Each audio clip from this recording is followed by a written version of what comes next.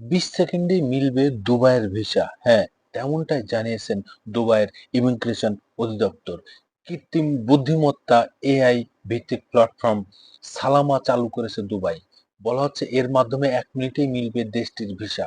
দুবাইয়ের অভিবাসী অধিদপ্তর বলছে এআই ভিত্তিক এই প্ল্যাটফর্মের মাধ্যমে সরকারি সেবায় গুরুত্বপূর্ণ উন্নতি সাধন হবে।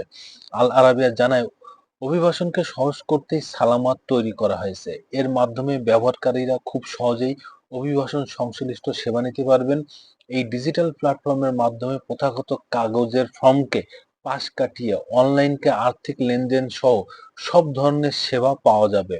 সংশ্লিষ্টদের দাবি 10 থেকে 20 সেকেন্ডে সম্পূর্ণ হবে প্রতিটি লেনদেন। এই সেবা সংযুক্ত আরব আমিরাতের ভীষণ 2071 ও দুবাইয়ের বৃহত্তর ডিজিটাল রূপান্তর কৌশলকে মাথায় রেখেই চালু করা হয়েছে। ভিসা সংক্রান্ত যেকোনো প্রশ্নের দ্রুত জবাব পাওয়া যাবে।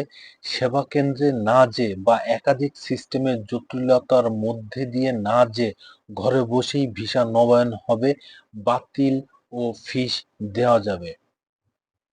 সালামা এআই প্ল্যাটফর্ম চালুর মাধ্যমে সরকারি সেবায় এক যুগান্তকারী পরিবর্তন এসেছে।